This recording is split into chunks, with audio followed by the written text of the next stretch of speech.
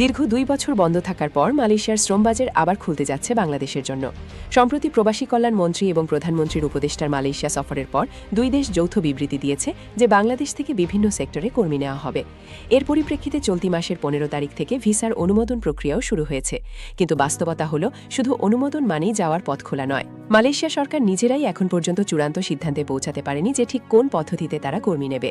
একবার বলা হচ্ছে আগের পদ্ধতিতে নেবে, আবার বলা হচ্ছে নতুন কোনো সিস্টেমে।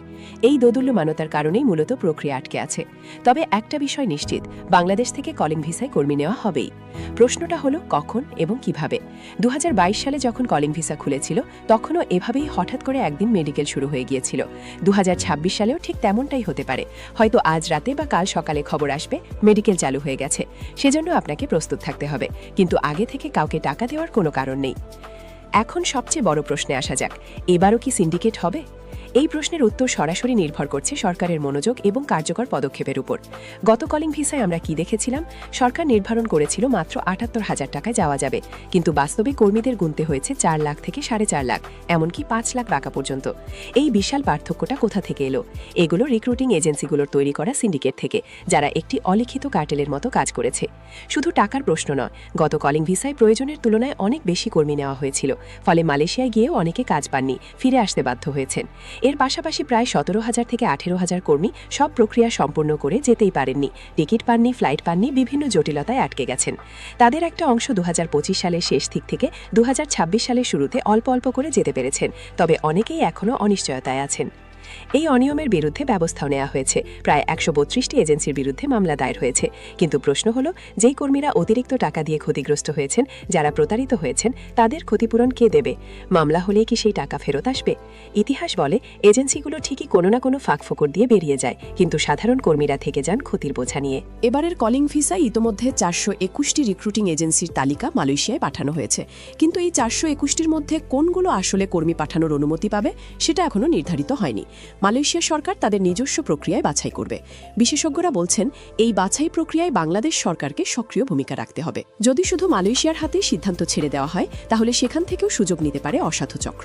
অনেক বিশেষজ্ঞ মনে করছেন, পুরনো সমঝোতা চুক্তিতে এমন কিছু শর্ত ছিল যেগুলো কর্মীদের স্বার্থ রক্ষা করেনি।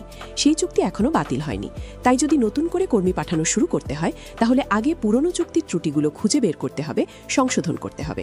অন্যথায় একই ঘটনা তৃতীয়বারের মতো ঘুরে আসবে। মধ্যপ্রাচ্যের শ্রমবাজার এখন অনেকটাই অনিশ্চিত। এই মুহূর্তে মালয়েশিয়া বাংলাদেশের জন্য সত্যিকার অর্থেই একটা বড় সুযোগ। কিন্তু এই সুযোগকে টেকসই করতে হলে শুধু কর্মী পাঠানোর সংখ্যার দিকে নজর রাখলেই হবে না, প্রক্রিয়াটা স্বচ্ছ এবং কর্মী বান্ধব করতে হবে। তাহলে এই মুহূর্তে আপনার করণীয় কি? প্রথম কথা হলো, কোনো এজেন্সিকে এখনই একটা টাকাও দেবেন না, কারণ সরকারিভাবে এখনও কোনো এজেন্সির তালিকা প্রকাশিত হয়নি, কোনো মেডিকেল সেন্টারের তালিকাও আসেনি।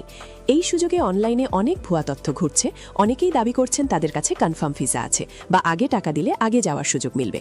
এগুলো সম্পূর্ণ মিথ্যা। দ্বিতীয় কথা হলো, অপেক্ষা করুন কিন্তু প্রস্তুত থাকুন। পাসপোর্ট যদি মেয়াদোত্তীর্ণ হয়ে থাকে সেটা রিনিউ করুন। প্রয়োজনীয় কাগজপত্র গুছিয়ে রাখুন, কারণ মেডিকেল যখন শুরু হবে তখন দ্রুত সিদ্ধান্ত নিতে হতে পারে। তৃতীয় কথা হলো, শুধু অনলাইনের ভাইরাল পোস্টের উপর ভরসা করবেন না। সরকারি ঘোষণা এবং নির্ভরযোগ্য সূত্র থেকে তথ্য যাচাই করুন। যে চ্যানেল বা পেজ থেকে তথ্য নিচ্ছেন তারা কতটা দায়িত্বশীল সেটাও বিবেচনা করুন।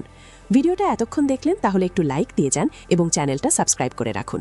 মালয়েশিয়ার কলিং ভিসার পরবর্তী আপডেট সবার আগে পাবেন। মালয়েশিয়ার কলিং ভিসা নিয়ে পরিস্থিতি এখন যা দাঁড়িয়ে আছে তাতে আশার আলো অবশ্যই আছে, কিন্তু সতর্কতার কোনো বিকল্প নেই।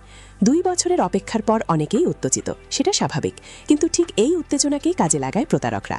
যারা সত্যিই মালয়েশিয়া যেতে চান তাদের জন্য সবচেয়ে বড় সুরক্ষা হলো সঠিক তথ্য জানা এবং তাড়াহুড়ো না করা।